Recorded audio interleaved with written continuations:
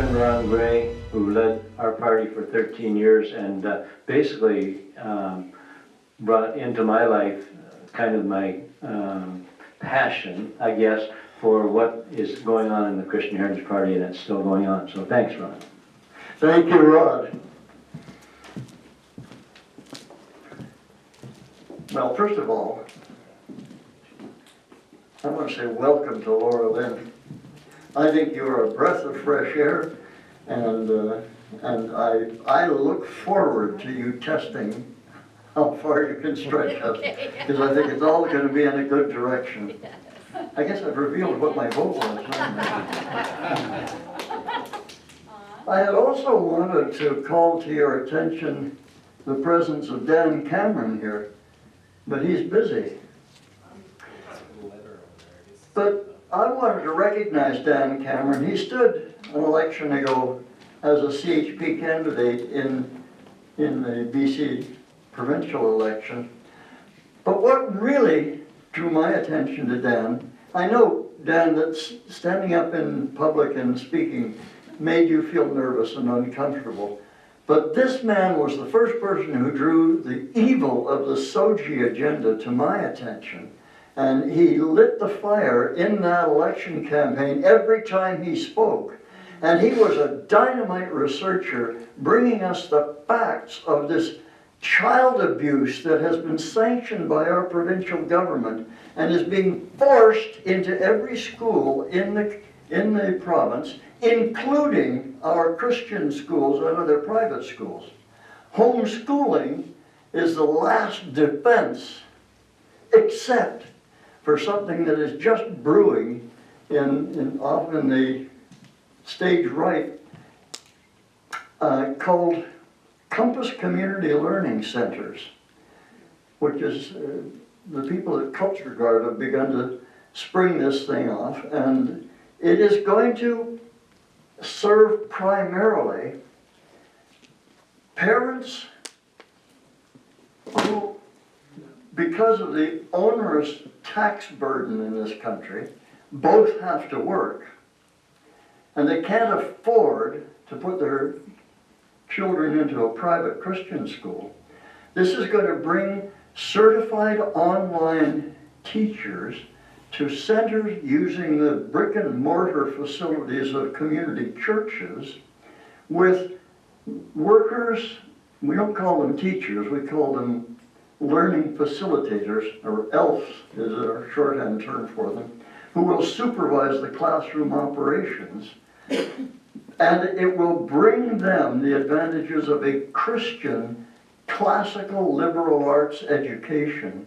And I think it has the potential to so revitalize education that we will actually force a reformation of the corrupt political public education, public indoctrination system that our children are now being forced into. So there's good stuff happening, and getting Laura Lynn to come is part of it. Recently, a friend sent me 2 internet video links, 2 different self-appointed prophets, one from Florida and one from California, and you know what these guys are like on television. They predicted great blessings for Canada in the near future. And I thought, wow, that'd be great. But does Canada really qualify for that sort of miracle? Canada, where we kill 100,000 babies every year before they can draw their first breath? Canada, where we've let at least 50,000 unvetted immigrants from terrorist countries with little or no vetting, just to fulfill a campaign promise, excuse me, and to solidify the Muslim vote for the Liberal Party of Canada. Canada, where we waited 8 months into the so-called pandemic, or maybe plandemic, before we restricted flights from China. Canada, where we used to quarantine the sick, now we quarantine everybody and cripple the economy to give bureaucrats a taste of power that they can exercise through fear.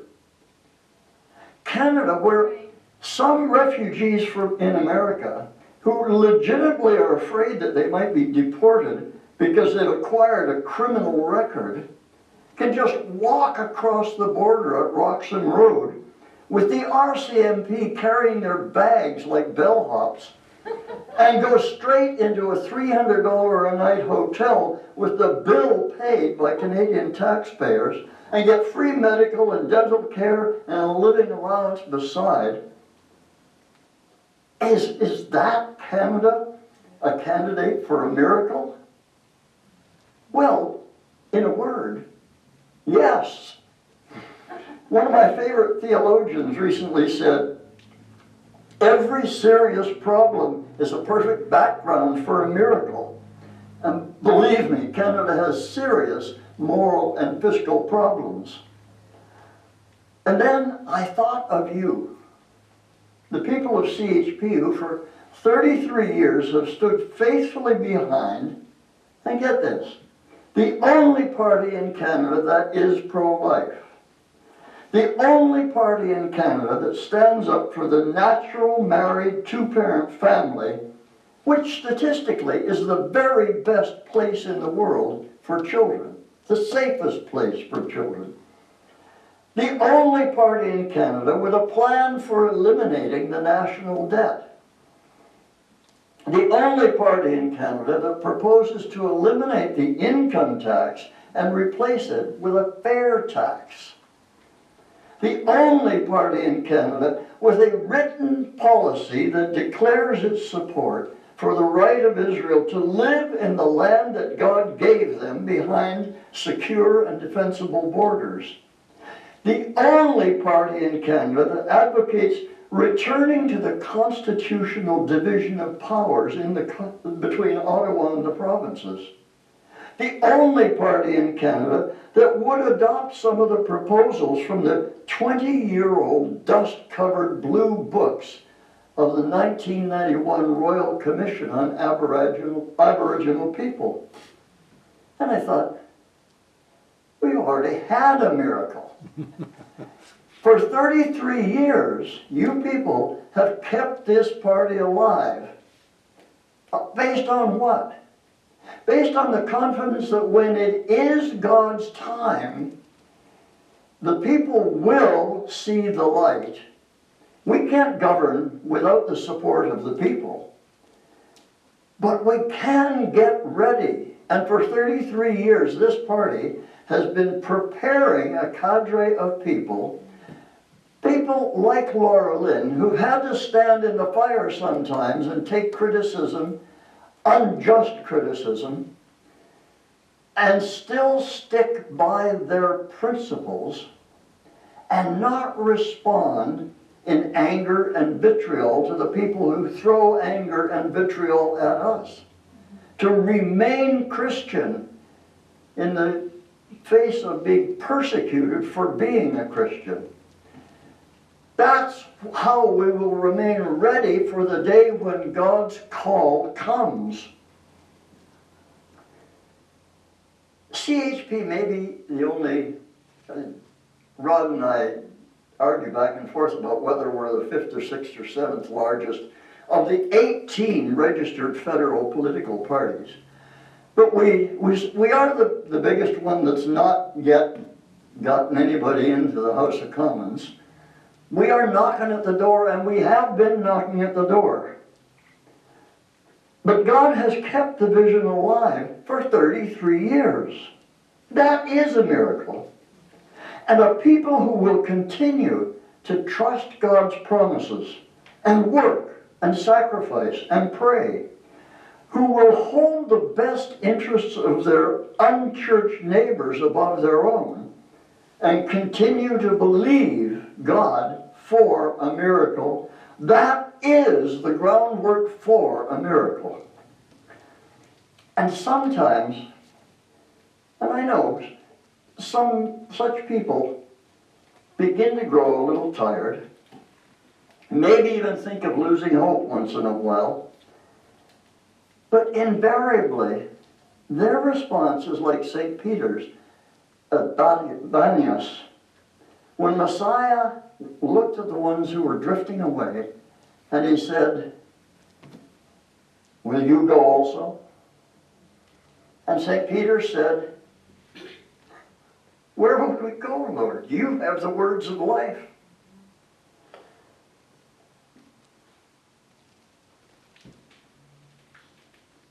That's got to be our heart response. That's what has kept us in this place for 32, 33 years.